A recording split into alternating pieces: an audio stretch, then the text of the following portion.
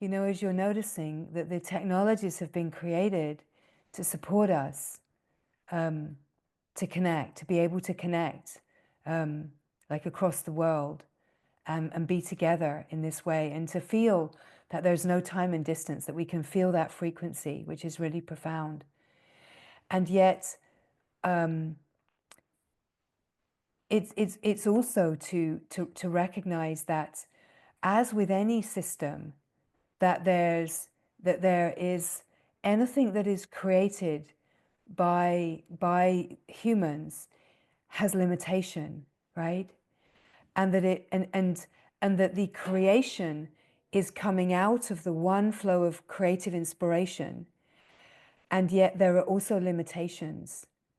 And ultimately, the way that it's seen here is that we we are to use it to support us, but to not let it become part of a devolution.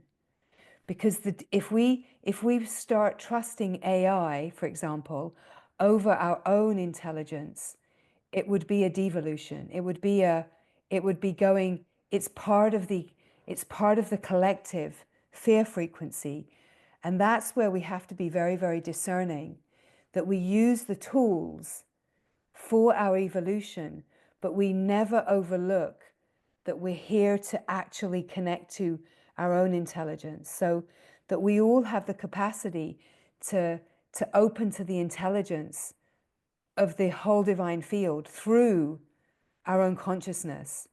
And the true intelligence of our consciousness is so much, of course, more advanced and profound than any kind of artificial intelligence system that's fed by human limitation can ever be, even if it's being fed with consciousness, right? It's like we have the capacity to access way beyond. And so it's that allowing the technology to serve, but not losing sight of where the true wisdom actually is, right? That's the sense here. And it also is seen that there's a trick within the collective of where that evolution could become a devolution, right? For some, because it's serving. But if it's believed by the limited mind that it can evolve through an artificial intelligence, then it will start to devolve, right?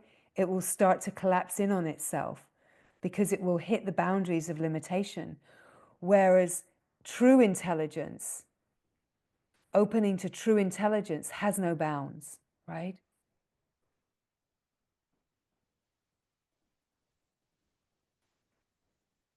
There's no limit to the possibilities of human consciousness.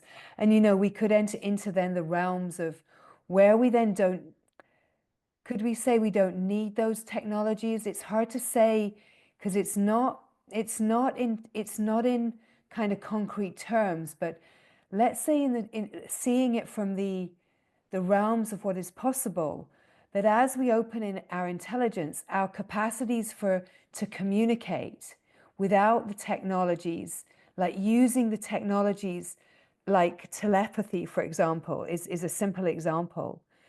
That the evolution of our God-given technologies start to become more advanced, right? So we could say in that kind of evolution that we wouldn't need computers and Zooms, because we'd be sitting together wherever we are, and we would have an even more dynamic experience than we're having now, right? Because our consciousness would be evolved enough. At the moment, we're using technologies, so it's hard to speak of it, because we can't quite yet open to that. We can touch the edge of that possibility of evolution, of telepathy, of of being able to like teleport ourselves, the ways that we hear that you great yogis join and meet, or, Mahavatar Babaji would sit with a circle.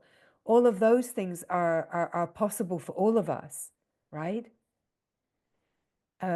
So the evolution, if we continue in our evolution, what is possible, we can't imagine really right now, but it's way beyond the use of equipment. But we also then don't necessarily want to say, well, we wouldn't need equipment or technology, but it ultimately, let's just say the technology of love is supreme, right? That is what, in the way that you said it, that's what Ma is offering us right now, is the technology of love is supreme. Yeah.